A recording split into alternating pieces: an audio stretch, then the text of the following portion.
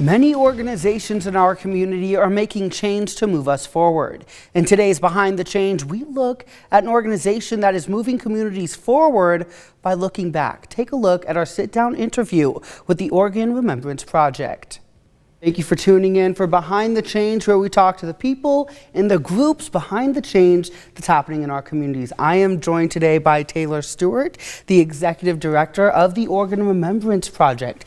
Taylor, thank you for coming on today. Oh, thank you for inviting me. Well, first things first, I have to ask, could you tell me a little bit about what the Oregon Remembrance Project is? And I know you guys are based in Portland. How does your work affect us here in Southern Oregon? Yeah, I started the Oregon Remembrance Project in 2018 to help communities with truth and reconciliation projects around repairing historical injustice. This work began in the community of Coos Bay when we worked to memorialize a man named Alonzo Tucker, Oregon's most widely documented African-American victim of lynching, and has since expanded to the communities of Grants Pass and Ashland, where we work to help the communities in the region address their history of being sundown towns. And that actually goes into my next question of the Sunrise Project. Can you talk to us a little bit about that? I know Grants Pass and Ashland are sunrise communities now. Could you talk about that? Yeah, so our work is to address this history of racial exclusivity and communities' identities of being sundown towns.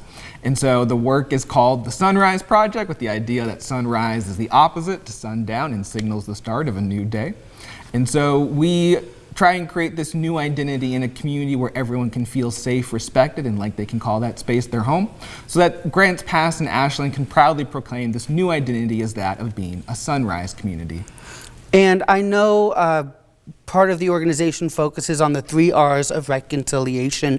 Could you touch on those? Yeah, so I believe that there are 3 R words within this idea of reconciliation: remembrance, repair, and redemption. Remembrance, understanding the harm that was caused; repair, putting an end to the harm as it continues; and redemption, creating good from a story of harm. And I believe that by helping communities walk through these 3 R words, that we can create a new semblance of peace and justice over stories of historical harm.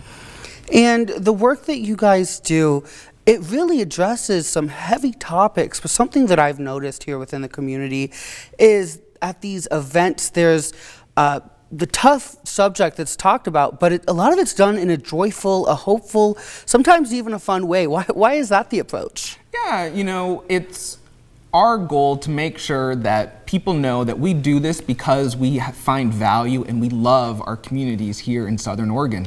At Grants Pass, you'll always see some iteration of a sign that says, "We Heart GP." Because we really do this out of a spirit of love and a spirit of goodwill. And I think that that's what's created a positive reception in the community for tackling these tough topics. And lastly, I have to ask, are there any events, any dates coming up that people at home should know about? Yes, this coming Tuesday, November 12th, we have an event in Ashland at Carpenter Hall called Building Post-Election Common Ground. This is one of those things where that's what a sunrise community looks like, having these difficult conversations and, importantly, figuring out how we can build together to create this vision of a sunrise community. And then in Grants Pass in January, for Martin Luther King weekend, we have an event where our theme is the word community, with the word unity bolded at the end of it. Martin Luther King Day 2025 actually falls on Inauguration Day. And so we're trying to figure out how we can come together as a community to build out that word unity, irrespective of events that are happening 4,000 miles away from Southern Oregon. And so I'm really excited about these next 2 events that we have coming up, about how we can create this vision of a sunrise community in the midst of trying times. Well, thank you so much for giving me and our viewers at home a little look into the work you guys are doing, behind the change you're making here in our community. Thank you for so much for coming on today, Taylor. Of course, it's my pleasure. We have more news and weather coming up next.